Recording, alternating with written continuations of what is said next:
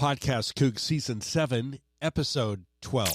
You're listening to the PodcastCoug Radio Network with your host, James Laurie. The PodcastCoug is your weekly Coug on Demand show featuring all things Cougs and Washington State Cougar football. And now, here is your host, PodcastCoug. Hello, everybody. Welcome back to the PodcastCoug. I am James Laurie, the PodcastCoug, and you are listening to the PodcastCoug, where we're all things Cougar football, 30 minutes of Coug talk, and we are talking about It's Personal, where we took it out on Jaden Delora in Tucson, and now we are focusing on the 114th meeting between Washington and Washington State in the annual Apple Cup. Hello, everybody. Welcome back to episode 12 of Season 7 of the PodcastCoug. I'm James Laurie, and the Cougs went on the road Saturday and defeated Arizona and Tucson for the third time in 4 tries. Even better news is the win down in Tucson clinched yet another winning record, right? 6 in 7 full seasons. Not bad, and definitely worth noting. 6 out of the last 7 full seasons winning records at Washington State. Looks like, by the way, we are heading to the LA Bowl. That's right, the LA Bowl, the Jimmy Kimmel Live LA Bowl, and at the new SoFi state-of-the-art stadium in Inglewood, California, in LA, and we're probably, it's going to be either Boise State or Fresno State on Saturday, December 17th, 12:30. This is a great venue, the LA Bowl. December 17th. The question is, will Jimmy Kimmel have the Cougs on his show right before the LA Bowl? That's the biggest question of the day. So who knows? So Saturday, Arizona had 4 interceptions, right? 4 interceptions. We had 4 against Delora and led as many as 25 points in the fourth quarter, resulting in a 31-20 win over Arizona and Tucson. Now, one of those 4 interceptions were, of course, a pick 6, and going against the nation's most productive passers, right? Our defense just absolutely passed the test, holding Delora in check and keeping the Wildcats out of the end zone until the fourth quarter. Right? I mean, just until the fourth quarter, they got in the end zone, right? It seemed like a lot bigger margin victory of a game than 31-20, right? So 3-game winning streak the Cougs have, sitting in the conference at 4-4 and overall 7-4. We're locked into 7th place in the Pac-12, finishing 7th place. Doesn't seem high, but you got to remember that we have the toughest schedule in the Pac-12, right? Playing USC, Utah, Oregon, and Oregon State, right? I really believe that. We absolutely, no doubt, have the toughest schedule. And yeah, we're definitely, a couple of losses we could have been, we could have won. And so, but that's the nature of sports, right? Just look at Saban. Look at Nick Saban in Alabama and the Crimson Tide, right? And what about that? It's personal, right? Just wait. It's personal. Delora, right? And his Wildcats under, just punishing attack of blitzes and interceptions, just punishing him, smacking Delora right in the face. And you have to remember that Jake Dickert and his staff did a great job at keeping everything in check, under control, mature, ready, always. I love about Dickert, he's always ready to play the team, right? Something that Leach, you just couldn't count on who's going to show up. If he was going to show up, right? But one thing about Dickert, always shows up, under control, mature, composed, focused on playing well, not popping off, being ready for Arizona. So kudos to our players and coaches for, publicly staying low key and being respectful prior to and after the game, right? I didn't hear any Cougs spout off or gloat afterwards, which is a credit to everyone in the crimson and gray, right? We all know what Delora did. We saw what Delora did on the sidelines, even punching out his teammate. In an argument, one of his receivers that missed a route. He didn't punch him; he kind of just hit him in the helmet or in the face. But you don't want that on the side. You want to be a team. You just lost friends, right? You just lost a friend, maybe your whole team. You've got to play with as a team. That's what it's all about, right? And so I really feel sorry for what's going down in Arizona, and I do wish them a good year next year, right? But 4 interceptions. Defense was just lights out, right? First series, DeLaura went down, and that set the precedence of the whole game, really. DeLaura was just out of sync and felt it felt the whole game is just out of sync. Great execution. This defense we have just giving up 20 points per game. It's the best since the 2003 Holiday Bowl team with Jason David and Eric Coleman. Right? Nakia Watson. How about Nakia? Adds balance at the port of attack. Our version of the Coug grade is really 100-yard rushing games. And Nakia is averaging about 80 yards per game, and it certainly is fun to watch and to see the Cougs, 3 games in a row. And something we missed over the Mike Leach years is just having a consistent running attack. We're going to talk about how important that's going to be for the Huskies and the AC coming up on Saturday in the second half of the podcast Coug. But Stanford, Arizona State, and Arizona all got pummeled by our defense, right? By Washington State's defense, right? So speaking about our defense, man, again, we lead the conference in total defense, in total points allowed at 20, right? We always have, it seems like all season long. DeLaura, his just 1 touchdown pass, the most impressive part of the defensive performance on Saturday, and there were many, such as not allowing Arizona inside the 20 until the game was decided, right? We just didn't let them get close in the red zone until the fourth quarter. And that's how we didn't let DeLaura do any damage with his legs. I mean, we just didn't let him, run all over the field. I mean, that guy he can be potent, but DeLaura gave USC, UCLA, and others an absolute nightmare with his ability to extend plays and gain yards when plays broke down, and he did very little against Washington State, right? And the players and coaches deserve a ton of credit. So, instead, it was Cam Ward doing the work with his legs, as Cam led the team in rushing yards, and, literally, he led the team in rushing yards, scored a touchdown. Sam Lockett had a great game. In addition to 2 picks, he made some solid plays in space, such as tackling Jacob Cowling for a 2-yard loss. And how about Derek Langford, right? The pick 6 was absolutely, no doubt, the highlight of the day. But he made another play that stood out.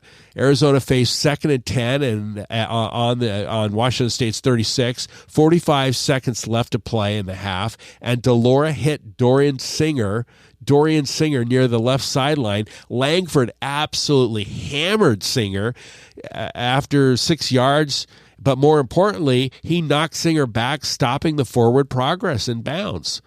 That forced Arizona to use its final timeout and helped stall the drive before reaching the end zone. So, how about that opening drive? How about our opening drives, right? Saturday was no different. 11 plays, 75 yards, and only 1 third down. 7-point lead, boom, just like that. Back to the defense, right? Great, solid effort. Arizona faced 11 third downs and 3 fourth downs, and it converted 3 of those 14 chances. Only 3 out of 14 it converted. You can often tell a lot about a game's outcome just by a few stats, such as 3rd and 4th down conversions and turnovers, the turnover differential. And Arizona was just horrible on both sides of the ball, just horrible.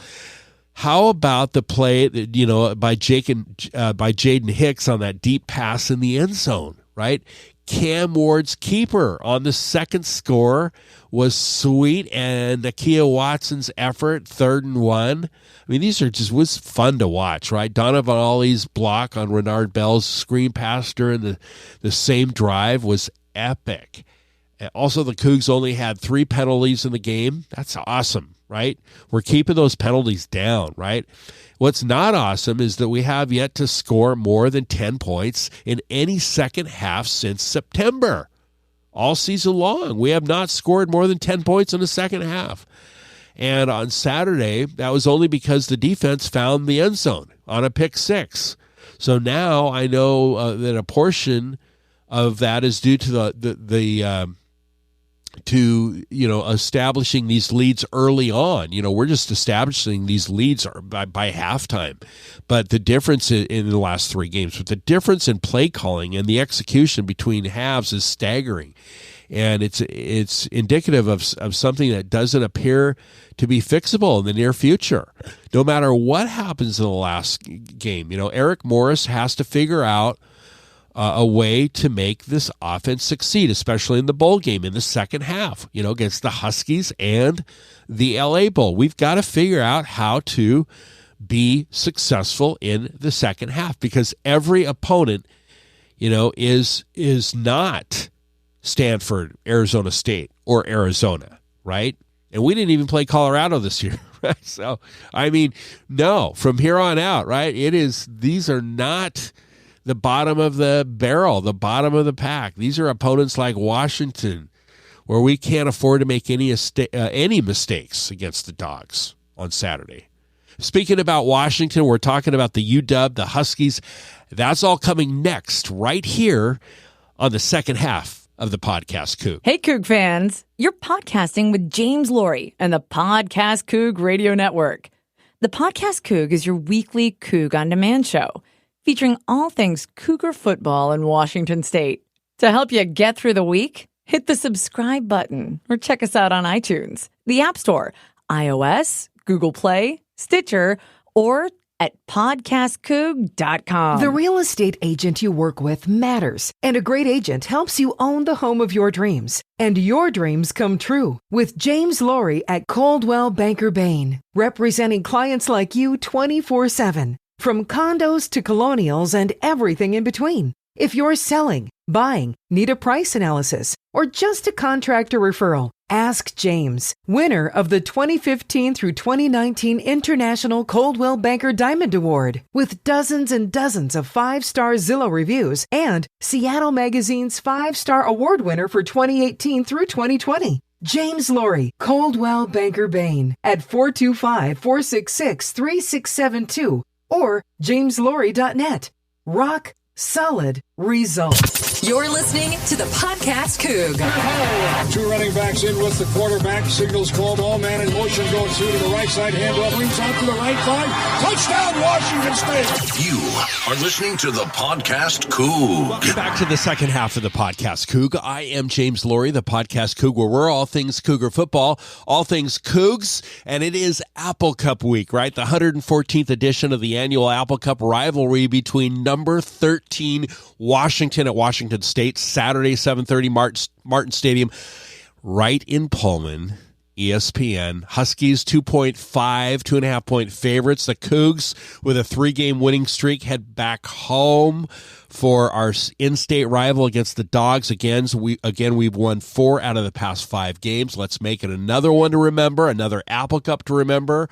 And for the most part, you should be happy to take a 7-4 record into the Apple Cup, despite some issues and shortcomings right on our offense. It's troubling that we don't bolt into these big leads and in the last 3 games, and then just take our foot off the pedal right in the second half, which is frustrating. However, we never really are threatened in these past 3 weeks. And what's evident is Cam is not going to be the quarterback that we imagined he would be. His decisions, checks at the line don't give me a ton of confidence against a good D. So that said, I like that, that we are running more, and I'll take what the defense gives us, right? So will Cam, and I think that if they give him 6 to 10 yards up the middle, that's great. If we can get that, he has to bank on that yardage.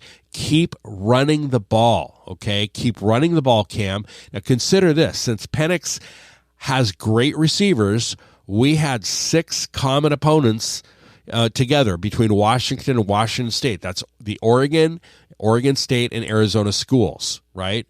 All, if you take Oregon State, Arizona State, Cal, and Stanford, These all are common opponents. The Dogs are 5-1, and the Cougs are 4-2 with the same identical opponents. If we didn't lose to Oregon State, our records would be would be similar, identical. Where it gets a little more interesting is the total points scored and the total points allowed. In those 6 games, the Cougs averaged 32 points a game, and the Dogs averaged 36. On the defensive side, the Cougs gave up about on an average of 22 points, and the Dogs gave up 30. Slight edge to the Cougs on that. So it appears to be a fairly close game on computer, as they have one of the best quarterbacks in the conference, no doubt, Penix. They have, excellent receivers. All we can say about the UW is they've got Penix and they've got receivers. And it's shocking what a year ago from today was. Shocking. They had only won 4 games or so of the year. They fired Lake, and the team was it was just absolutely it was in bad shape, right? And Kalen DeBauer, you got to give him credit. He just got an extension today on his contract.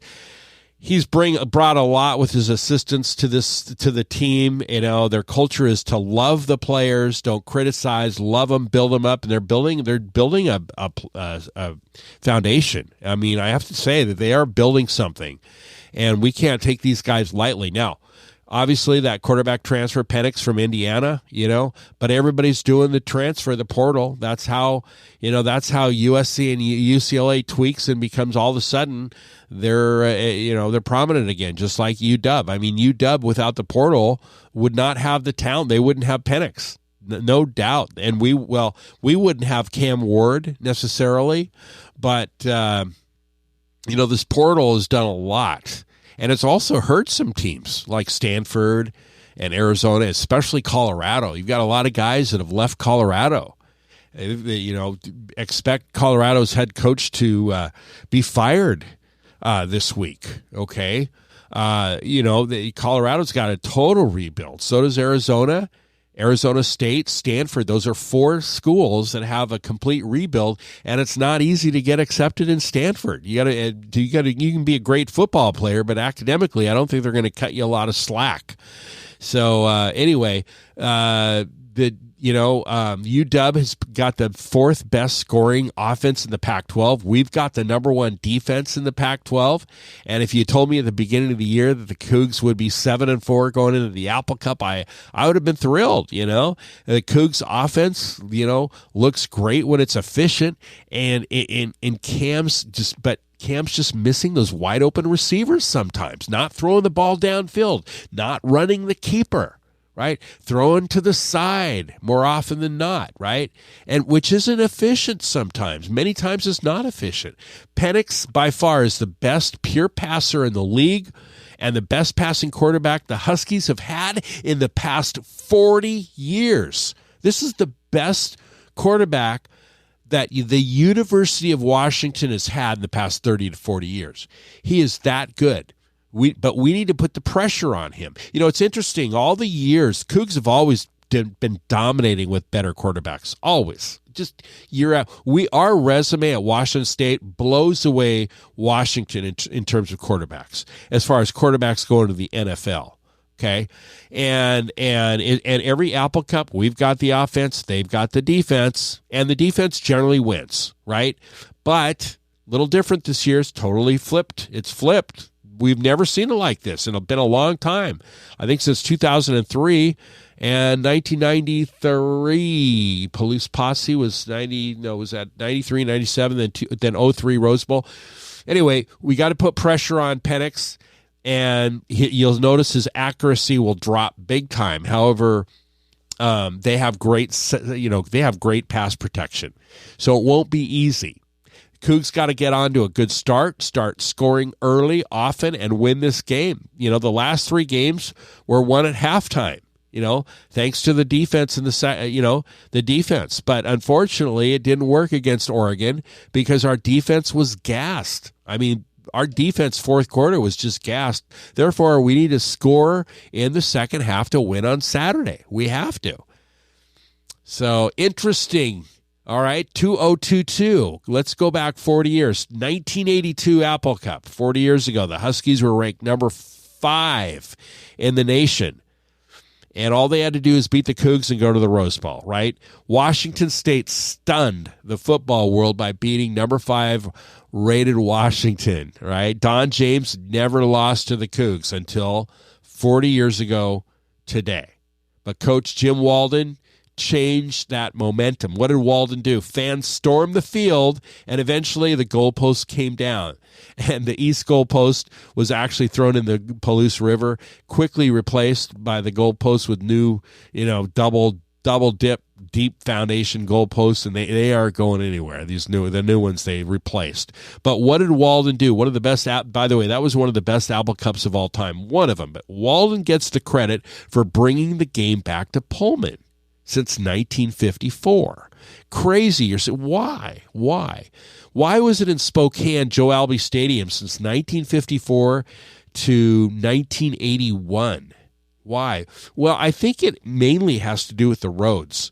The roads, literally, Spokane had an unfair playing advantage. We did all those years. I get it. I mean, in 1954, driving a car 90 miles on those dirt roads or whatever the roads were in the 50s, I don't know if they were paved or dirt, was problematic. And if your car breaks down, and back then the cars were not very reliable, right? I mean, if you get stuck in the Inland Empire or the Palouse or a wheat fields, it's not like there's 5 gas stations to just run to your rescue with tow trucks right around the corner, right? The roads were they weren't reliable, it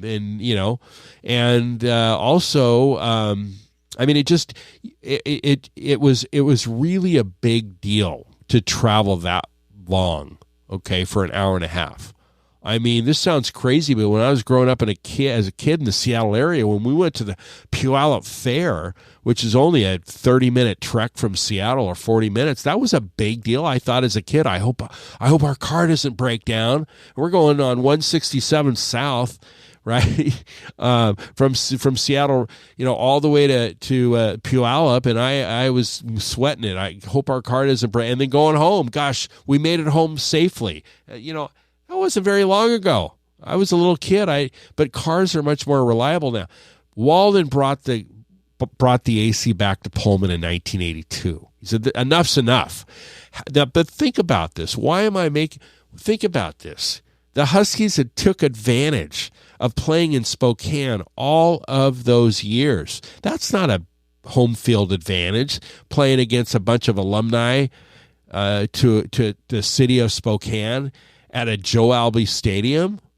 Where's some home advantage? So Walden gets all the credit, and thank you, Coach Walden. But if you think about it, if you really think about it, though, we have played a brutal schedule this year, right? I mean, Wisconsin, USC, Utah, Oregon, and Oregon State.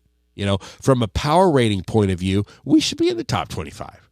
However, what is our marquee win, right? I wouldn't say that Wisconsin was. I mean, at the time it was, but I wouldn't say today it is.